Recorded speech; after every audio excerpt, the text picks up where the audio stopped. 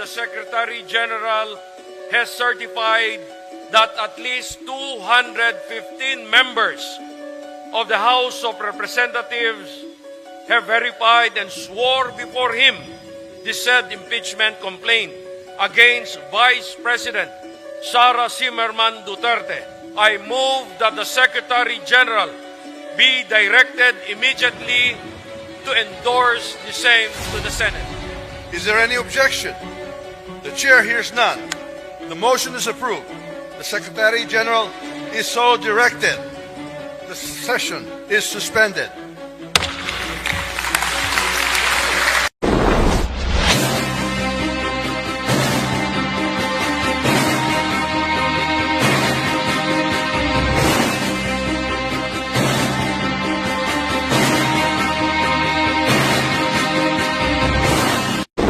Legislation.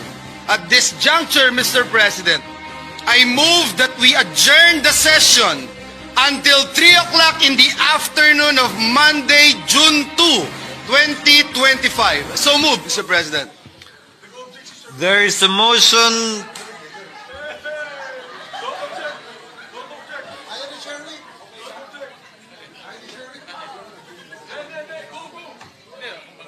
Win. Is there any objection? There being none, session is adjourned until 3 o'clock in the afternoon of Monday, June 2, 2025. Thank you, Mr. President. Thank you to our staff and Senate employees. Okay. Nasa Senado na ang impeachment complaint laban kay VP Inday Sara. Ngunit nag-adjourn at muling mabalik ang Senado at magbukas ngayong buwang Hunyo pagkatapos sa midterm election. Hindi na bago nating mga Pilipino itong impeachment process. Dahil si dating Presidente Joseph Estrada, di po ba na-impeach siya? Dumaan din siya sa Senate trial, ngunit napaalis siya sa tungkulin sa pamamagitan ng pangalawang people power. Si dating Supreme Court Renato Corona din natanggal sa pagiging Chief Justice matapos ang conviction by an impeachment court.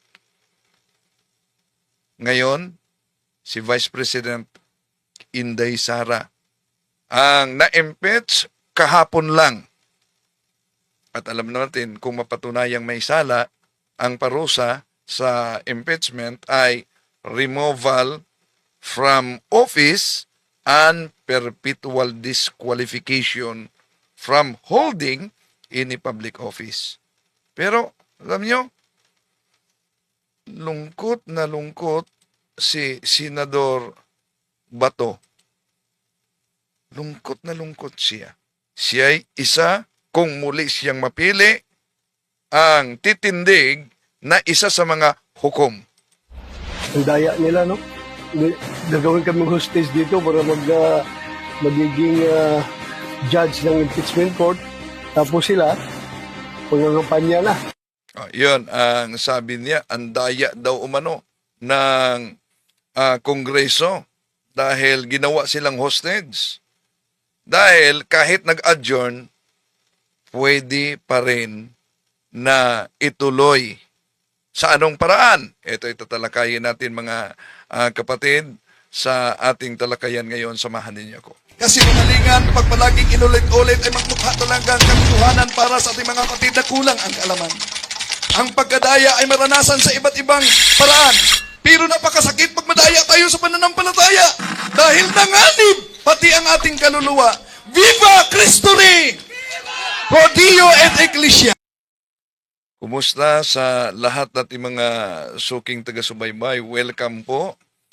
Tatalakayin natin ito dahil kauna-unahan talaga sa kasaysayan sa Republic of the Philippines na ang Vice Presidente ay na-impeached.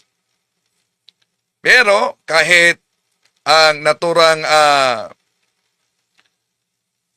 impeachment complaint ay nasa Senado na, no? na transmit na ito kahapon. Pero, ito, Hawak na ng Senado ang kopya ng impeachment complaint na pirmado ng higit 200 mambabatas. ito na-transmit kahapon.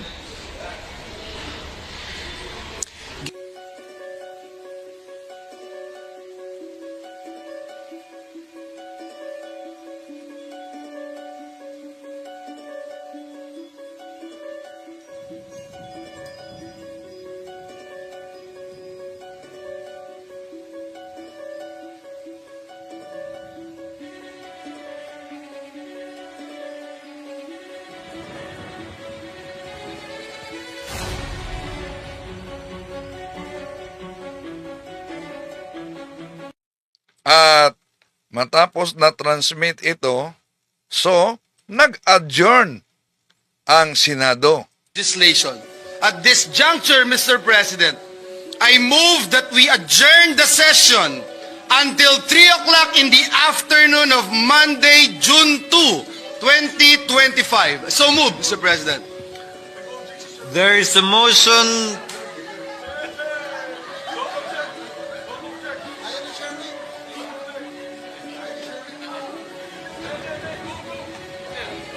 Win. Is there any objection? There being none, session is adjourned until 3 o'clock in the afternoon of Monday, June 2, 2025. Thank you, Mr. President. Thank you to our staff and Senate employees. Mabuhay ang Senado. Okay, may bago lang na press conference si Senate President Chis Escudero kung saan sinagot niya ang mga katanungan sa mga kasama nating media na sa isinagawang press conference doon, no? At aliban diyan, lungkot talaga si Senador Bato, no? Si Senador Bato dahil ang daya daw ng Kongreso. Sila'y ma-hostage daw sa Senado sa pamamagitan ng trial habang yung mga congressmen ay nagpatuloy sa pangangampanya. Pero di ba nakita ni Senador Bato na kung galingan niya ang kaniyang pagiging hukom dahil ang Senado ay magiging hukom sila sa impeachment trial. Yung walang kinikilingan na nakabatay lang talaga sa mga ebidensya at hindi sa personal na pagkakaibigan. Di po ba yung bahagi ng Senate trial mismo sa impeachment ay magiging pagkakataon na yan sa pangangampanya niya? Dahil ang daming mga taong nakatutok. Basta, ipakita talaga ang impartiality. No? Mamaya ating pakinggan ang Senate press conference. So, alam naman natin mga kapatid na ang impeachment ay, lalo na sa Kamara, ito'y tinatawag na isang political numbers game. Bakit? Iparamihan ng mga taga-suporta, lalo na galing sa mga mambabatas. Batay sa ating batas, ang requirement ay 102 na mga mambabatas na lalagda. Ngunit, mahigit pa, no? Sa mga mambabatas ang lumagda para maisampa sa Senado yung mga reklamo at mga ebidensya. At ang Senate trial naman, kung saan yung mga senador, sila'y titindig bilang mga hukom. Sila'y magiging huwis. Sila'y magdidesisyon batay mismo sa mga ebidensya na inilatag sa paglilitis. Kaya dapat yung hukom ay di din makitaan ng tinatawag na political biases. Pero sa press conference ni Senador Bato, abay, ramdam na ramdam niya ang lungkot talaga. So, nag-adjourn ang Senate at babalik ito sa Hunyo, mga kapatid. Tapos ang midterm election. So, ibig sabihin, kung muling ma-elected sila si Senador Bato, Senador Bungo, sa pagiging senador, di po ba sila'y kilalang kaalyado sa mga Duterte? Sila din ang titindig bilang kasapi sa mga hukom sa Senado. At lalo na, dahil tumakbo sa pagkasenador si Pastor Apollo Kibuloy, o di, kung makalusot si Pastor Apollo Kibuloy, ano mangyari? Magiging hukom din si Pastor Apollo Kibuloy. Lalo na pag makalusot si Congressman Rodante Marcoleta dahil siya'y tumakbo sa pagkasenador. Magiging hukom din siya sa isagawang impeachment trial sa Senado. Pero nakita niyo, napansin din niyo sa press conference, si Senador Bato lungkot na na-impeach si VP Sara. Kaya ang tanong, kung sakali na ma-elected si Senador Bato at magiging isa siya sa mga hukom, dapat nga bang mag-inhibit si Senador Bato? Dahil kung sakaling siya'y mapili, ramdam na ramdam talaga ang lungkot. Ang daya nila, no? Gagawin kaming hostage dito para magiging judge ng impeachment court. Tapos sila, pangangampanya na. Oh, iyon. Napakadaya daw ang Congress. Pero, ang tanong, bakit apiki talaga, no? Kung saan mag-adjourn na, doon pa dali ng Kongreso na isampa doon sa Senado ang reklamo. So, kaugnay sa pahayag ni Senador Bato, pakinggan natin ang reaksyon ni Attorney Claire kaugnay dito. So, puntahan natin itong si Senator Bato. Tingnan natin ano yung feeling. Siguro lungkot-lungkot talaga niya, no? Ramdam mo. Sige, puntahan natin. Lang, sir, na-impeach na si VP Sara. Tinuluyan siya, sir.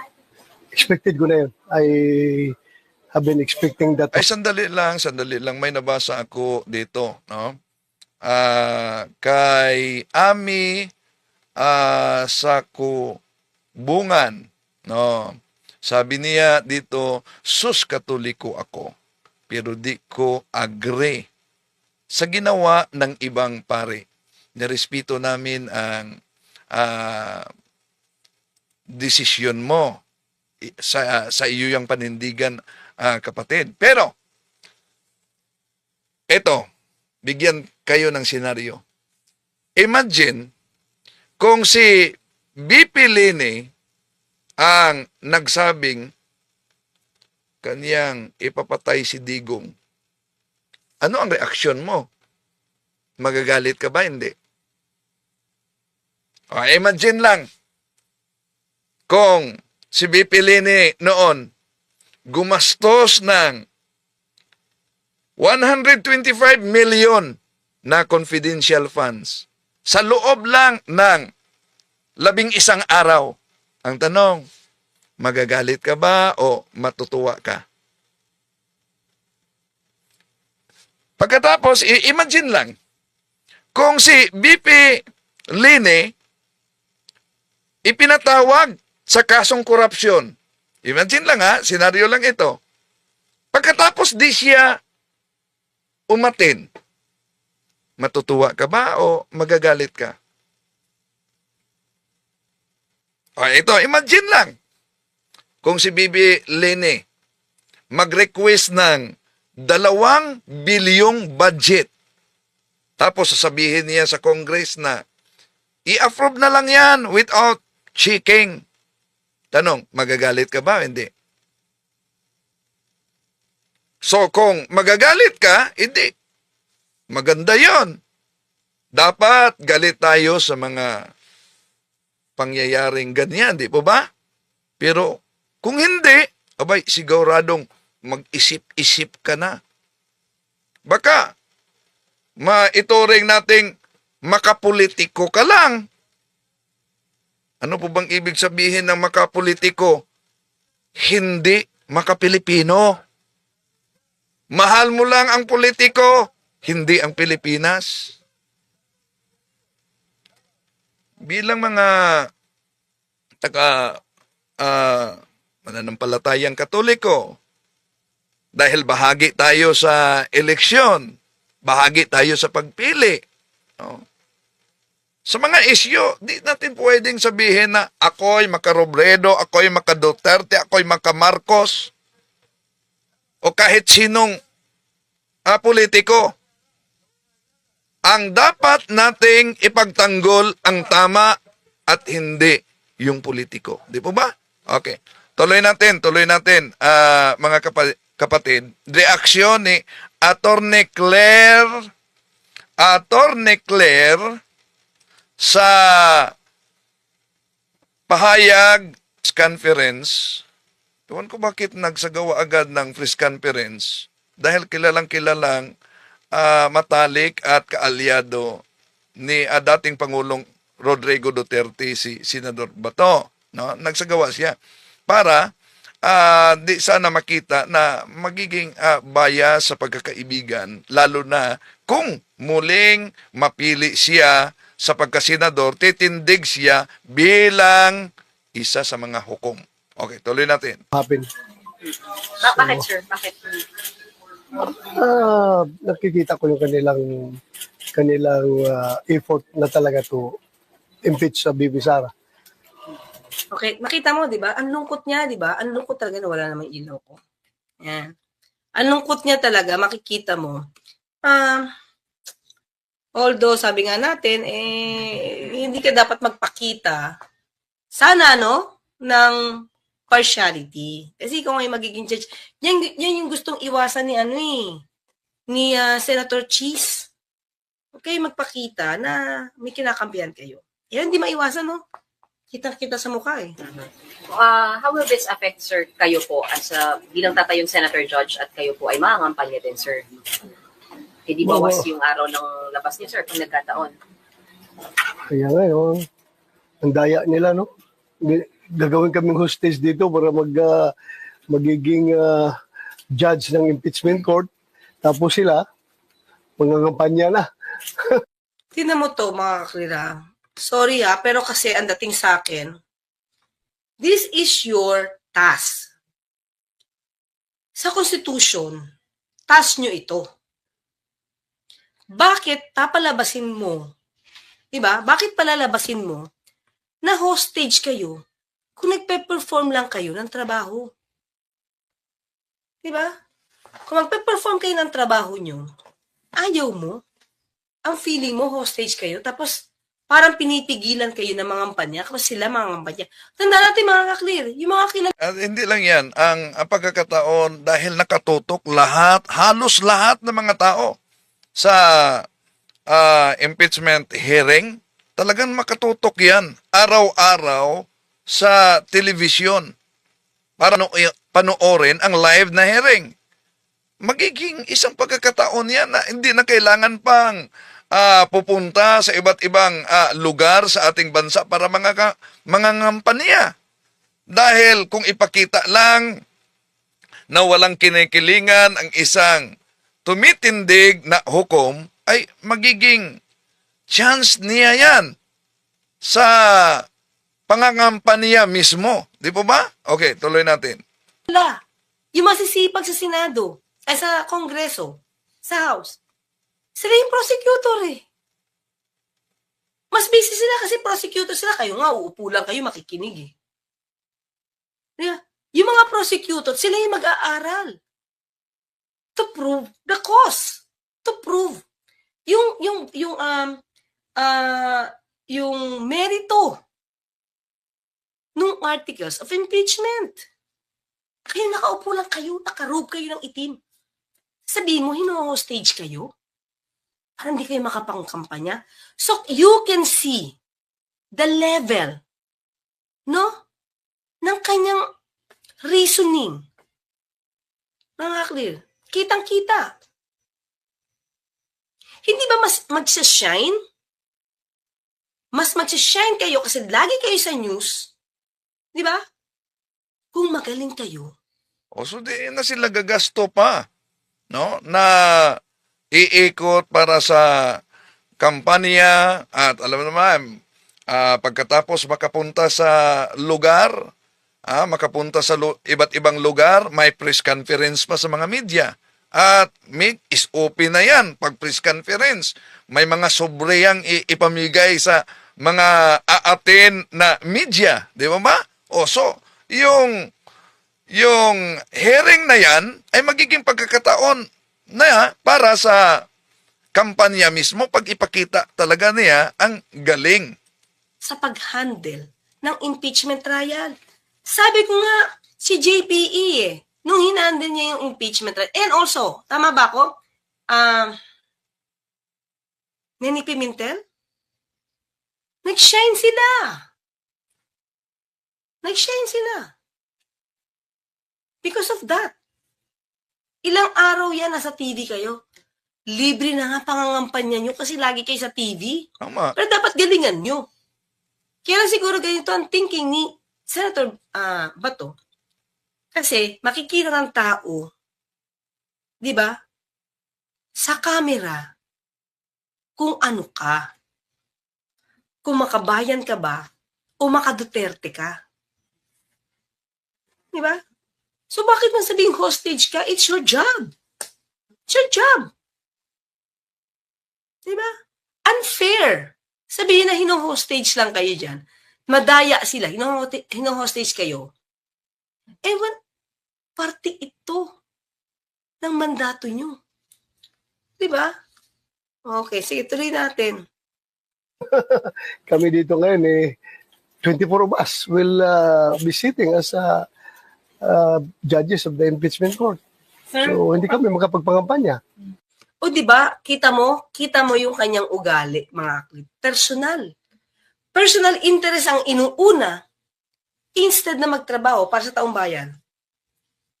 There is already, di ba, isusumiti na, itatransmit na yung articles of impeachment. Ngayon, ang nasa isip mo, hindi na kami makakapagkampanya. When in fact, that's your job. Na maging judge sa isang impeachment trial. Ang dami namang senador na pwedeng interviewin. Bakit si Bato pa? Kasi, alam naman natin mga kakli jingle, no? Na si Bato ay pabor kay VP Sara. Kaya malamang, syempre makikita mo ano yung nasa sa loob niyan. Para bang mas sinugatan pa. Nasugatan na nga siya. Dahil ikaw ay interviewin, mas lalo niyang feel yung sugat sa puso niya. Yun. Diba? Okay, tuloy. Senator, paano kayo magiging impartial kung, di ba, friends kayo, malapit kayo sa mga Duterte? Paano kayo tatayo as impeachment court? Totoo naman yan, mga clear. Once, kasi ganito yan Pag ikaw ay naging judge, mag-o-oath kayo Magtitake kayo ng oath. Suot kayo ng robe. Magtitake kayo ng oath, promising to be impartial. Walang bias. Diba? Pero, yun ang tanong, paano ka magiging impartial? Kaibigan mo yan. Diba? O, anong sagot niya? Alam naman natin that itong impeachment is a political exercise. Kaya nga. So, ibig sabihin, pag political exercise, kukulayan mo. Kung ano yung kulay mo, doon ka. Kahit na, mga clear, kahit na dapat ang isang tao, ang isang public servant, ay dapat managot dahil sa di umanong korupsyon. But since kakampi mo, and it's a political exercise, wag ka care. You don't care? Di ba delikado to? Sandali muna bago natin ituloy si Attorney Claire, no? Tingnan natin yung mga komento din dito, no? Pakita natin dito ang komento, no?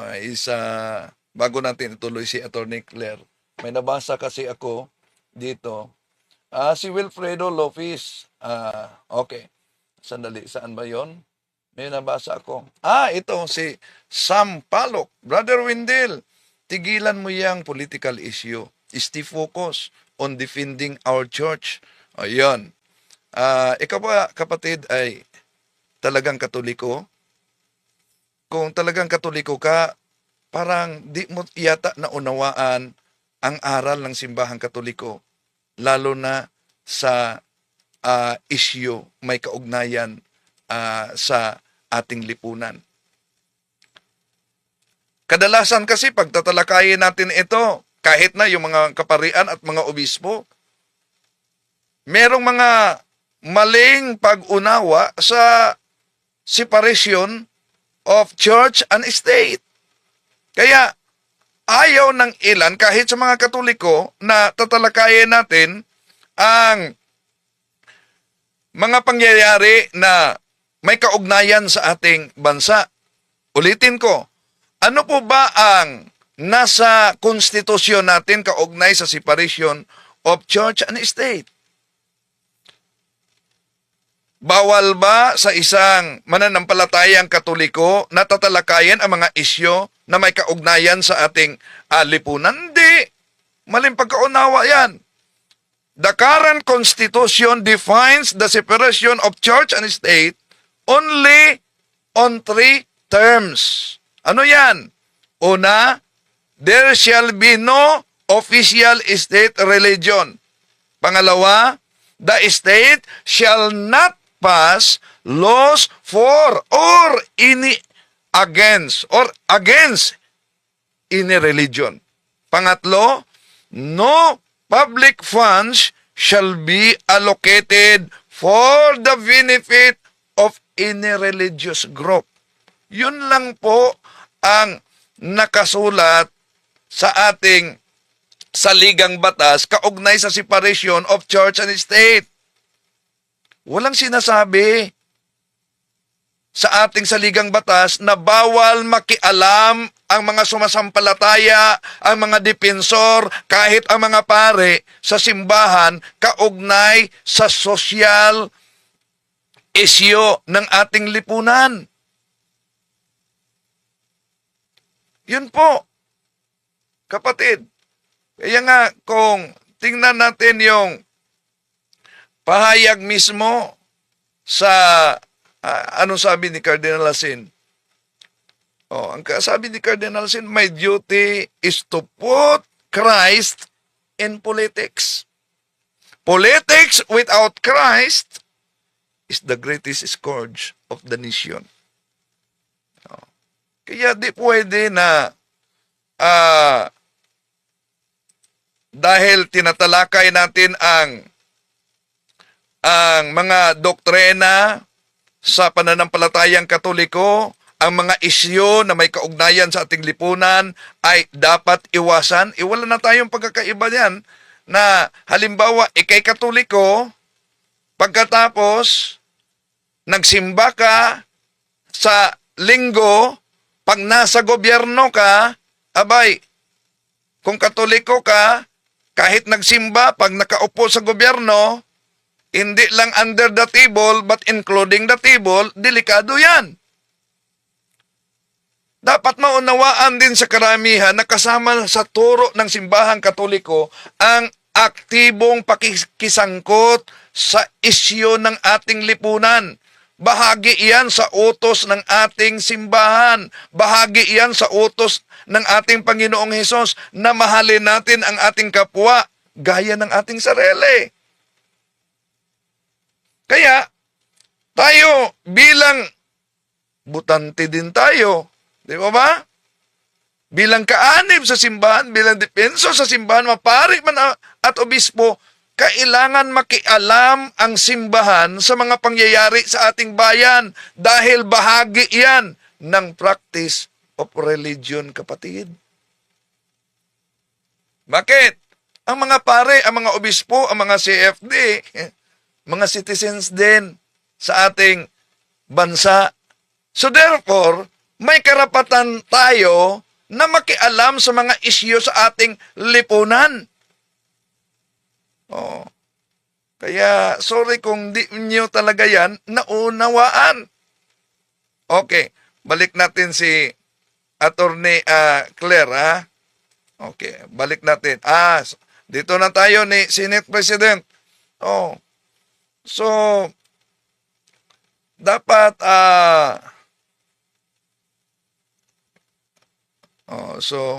sige. Okay. Sabi niya, yes, I am. Di ba merong sinasabi, ang kay Caesar at kay Caesar, ang sa Diyos. Andali ba, pakita natin ang kanyang argumento. Okay? Sasagutin natin yan, kapatid. Di rin ninyo na unawaan yan. Ito, ang kanyang sabi kasi, sabi niya, di ba merong sabi na kay Caesar at kay Caesar, ang sa Diyos ay sa Diyos. Totoo naman na may sabing ganyan, kapatid. No? Ang kay Caesar ay kay Caesar, ang sa Diyos ay sa Diyos. Pero, di yan talaga lubos na unawaan. Nasa San Mateo, Kapitulo 22, versikulo 15 hanggang 22 yan, kapatid. Ibigay sa Cesar ang sa Cesar, at yun ang ginagamit palagi, lalo na sa mga DDS. Ibigay sa Cesar ang sa Cesar, at sa Diyos ang sa Diyos. Yun ang sabi ng ating Panginoong Hesus. No? Nang tinanong siya tungkol kung dapat bang magbayad ng buwis para kay Caesar. Nasa San Mateo Kapitulo 22, versikulo 15 hanggang 22. At yung argumento na yan, kapatid, sinagot na natin yan noon pa man. Dahil yan ang malimit na marinig natin, hindi lang sa mga anti-Catholic, kundi lalo na sa gaya mo. Para igiit na una, dapat ang simbahan ay di tatalakayin yung mga isyu sa ating lipunan. Mali po yan. Ano po bang ibigay kay Caesar? Ang lahat ng tao ay dapat pasakop sa mga nakakataas na makapangyarihan. Sapagkat kung tignan natin ang Roma Kapitulo 13, versikulo 1, walang kapangyarihan na di galing sa Diyos. At yaong mga umieral ay itinatag ng Diyos. Di po ba? So, napakalinaw yung pahayag sa Roma. Ibig sabihin, hanggat ginagamit ang kapangyarihan para sa kanilang sariling kabutihan, abay, dapat lamang na may titindig, lalo na ang simbahan, di po ba? No. So, ano po yung maaring ibigay ng mga pinuno?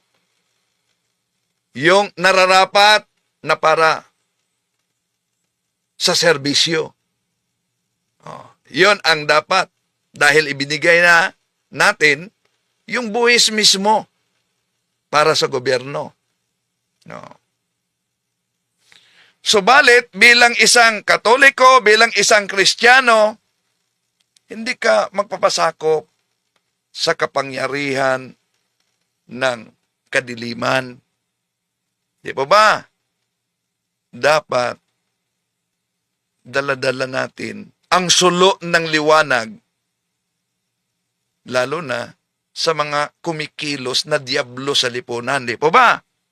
No.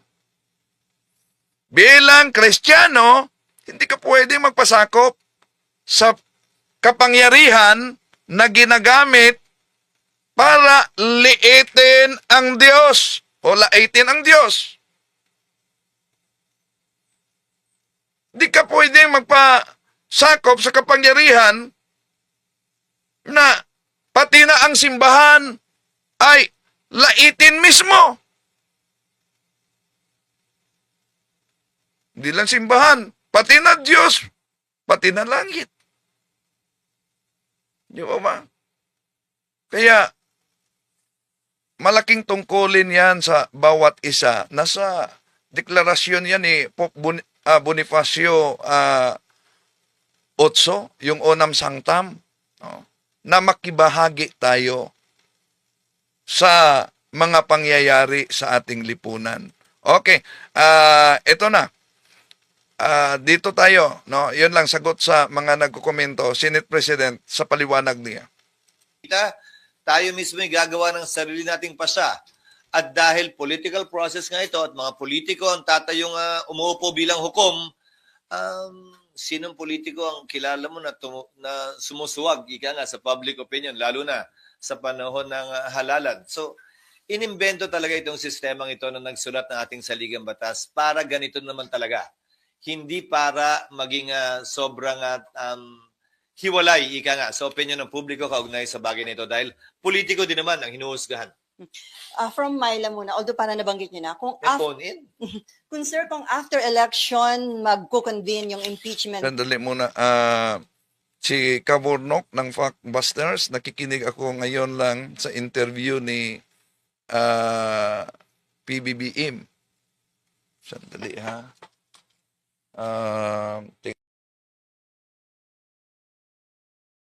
Okay. Ituloy muna natin ito. Ituloy muna natin ito mga kapatid. Yun ang problema. Di talaga nila naunawaan yung pagiging Katoliko mismo. Di ba? Ang pagiging Katoliko, alang lang man na hanggang sa doktrina lang tayo. Di ba kayo bumoto? Di ba kayo bahagi sa ating bansa? Alam nyo ba talaga, lubos ba ninyong nalalaman kung ano talaga ang kahulugan sa separation of church and state? Okay, tuloy natin. Court, tas limited na yung time ninyo. Carry over yun kung bago na yung composition ng mga senador at kongresista sa 20th Congress? Iyon ang aking paniniwala. Bakit? Ang Amerika kung saan natin kinopya yung ating sistema ng demokrasya at republic. Sandali muna. Eto, wala na rin tayong pinagkakaiba sa INC at KOJC na nakikialam sa politika. Mali! Ang INC na Iglesia ni Cristo kay Manalo, ang KOJC na kay Apollo Kibuloy, sila mismo ay sumusuporta at nagkakaisa kung sino ang kanilang iboboto. At hindi iyan ginawa ng simbahang Katoliko. Ang ginawa ng simbahang Katoliko sa pamamagitan ng PPCRB ay paggabay lamang sa mga sumasampalataya kung anong ori na mga politiko ang dapat ilagay natin sa posisyon. Dahil, alam niyo naman na sabi pa ng mga kahit na sa mga ancient philosopher na si Lao Tzu, Chinese philosopher, in choosing a leader, character is the most important quality. Skills and knowledge come second in importance. Sige, tuloy muna natin ang paliwanag dito ni Senador Chis. Mexican government. Yung kanilang Senado, sa pagkakaalam ko, 1/3 lamang ang hinahalal at any one time. May naiiwang 2/3 pa rin. Kaya pwede mong sabihin, continuing body talaga yung Senado. Ang Senado ng Pilipinas, 12. So, walang majority, walang quorum ang maiiwan. Subalit, ilang bagay ang nais kong sabihin kaugnay nito. Tingnan nyo na lamang ang mga collegial courts dahil ito'y hindi function ng legislature. Hindi ito typical na bill sa aking pananaw na pagtapos ng Kongreso, i-file mo uli. Pag hindi na-aprubahan, kailangan aprubahan uli ng magkabilang kamara. Kahit na-aprubahan sa kamara, dito hindi, simula uli sa simula. Halos lahat naman siguro sang-ayon. Ito ay impeachment court. Hiwalay sa function ng lehislatura. Pero syempre, kikilalanin ang pagtatapos ng termino ng mga miyembro nito. So ano ang pwede nating ihalin tulad dito? Ang mga collegial courts. Ano-ano ang collegial courts? Sandigan Bayan, Court of Appeals, Supreme Court. Isama mo na yung Constitutional Commission, kabilang na ang Civil Service, ang COMELEC. Tanong, kapag kami nakabinbin bang kaso sa mga ito at nagpalit sa tagal ng kaso sa mga korteng yan, ang mga mahistrado ng Korte Suprema, mahistrado ng Court of Appeals ng Sandigan Bayan, dahil ito ay mga courts of record naman, dinidismiss ba yung kaso o nagpapatuloy lamang? Hindi ba ang sagot ay nagpapatuloy lamang ito? Patuloy lamang yung mga kaso maski nagpapalit ang bumubuo ng collegial court na yon, tulad lamang ng impeachment court. Lalo na court of record din ang impeachment court, kung saan magpalit man, mag-absent man, hindi man mapakinggan ng personal ng impeachment judge, pwede pa rin siya gumawad ng desisyon base sa record na tinanggap ng ebidensya ng impeachment court. Sir, may patanong lang si Nimpa. Paano Paano kung naman? magpatawag, Asan ba sila? nasa press officer, paano daw kung magpatawag ng special session si PBBM? Pwede nyo na actionan yung impeachment? Oo, pwedeng mangyari yon, pero ang pagpapatawag ng special session sa aking pagkakaalam ay hindi para mag-convene ng impeachment court. Sa aking pagkakaalam, ang pagtatawag ng special session ay para sa mahalagang bagay at panukalang batas na kailangan ipasa ayon sa ating saligang batas. Hindi ito isa o saklaw marahil ng probisyong yon, kaugnay ng special session. Pero haharapin namin yon pag nandiyan na. Siyempre, pag nagpatawag ng special session, sang-ayon man kami o hindi, siyempre, alam namang hindi kami mag-attend. Okay, Mav and then RG.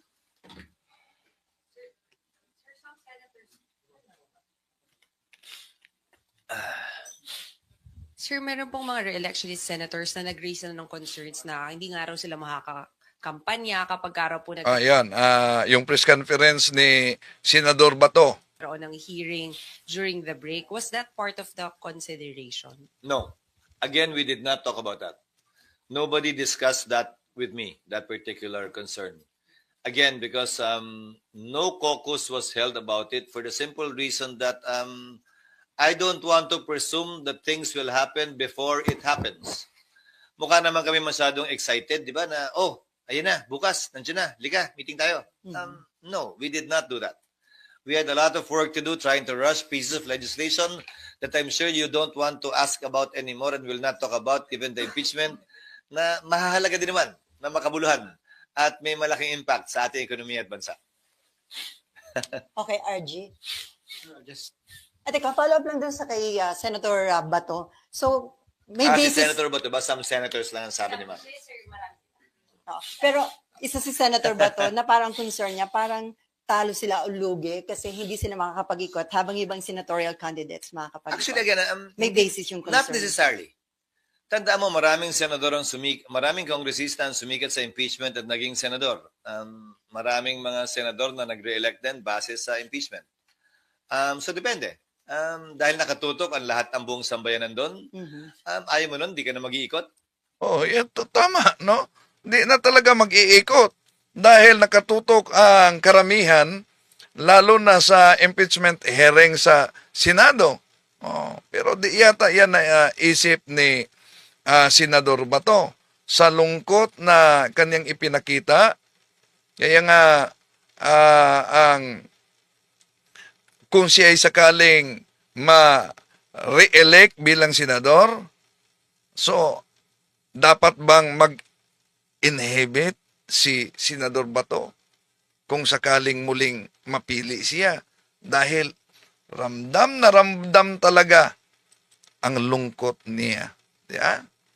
At sa mga kapatid natin na di talaga lubusan na unawaan yung aral ng simbahan, lalo na sa social issue. No? At palaging ginagamit yang argumento na dapat yung doktrina lamang ng simbahan ang tatalakayin mo. Nakalimutan niyo ba kung bakit napatay si Juan Evangelista? San Juan Evangelista? Hindi lang siya nagbinyag, hindi lang siya nangaral, kundi nanindigan siya laban sa immoralidad mismo sa namuno sa kanyang panahon noon. Kaya nga, pinutulan siya ng ulo. Kaya yung sinasabi ng karamihan kahit pa mga politiko, abay, dapat di kayo makisali sa mga isyu na may kaugnayan sa ating lipunan. Abay, isang balintunaan po, kapatid. Bakit? Sa tuwing sasapit yung panahong eleksyon, di po ba, mayroon pa tayong midterm election. Tingnan niyo, kahit mga politiko, misto lang naglalaho yung kanilang argumento na separation of church and state. Bakit? Sapagkat karamihan ng mga kandidato ay nanliligaw sa mga maimpluwensyadong relihiyon. Kahit na nga sa El Shaddai, di po ba? Kay Mike Villarde, sa Iglesia ni Cristo, kay Felix Manalo. Lalo na kay Pastor Apollo Kibuloy na tumatakbo ngayon sa Senado. Oh. So, yon. At para sa lahat, ang ating konstitusyon, ang ating saligang batas, may buklatin ninyo. Ano yung nasa una sa ating konstitusyon? May pasimula mismo sa ating konstitusyon yung preamble. Ano yung preamble ng konstitusyon? We, the Filipino people, imploring the aid of the Almighty God, humihingi tayong mga sambayanang Pilipino ng tulong sa makapangyarihang Diyos. O, ang ating konstitusyon may preamble at binanggit ang tulong sa makapangyarihang Diyos. Pagkatapos, yung simbahan ayaw ninyo na tatalakayin ang mga isyu sa ating lipunan. Ano ba talaga, kuya? So, yun lang po at focus po tayo dito mga kapatid sa mga pangyayari, no? Na may kaugnayan sa ating lipunan. No? At maraming salamat po sa inyong pagsubaybay. Hanggang sa muli, itong inyong lingkod, Rodwindel Talibong. Bye-bye po. To make his message known is our responsibility. So here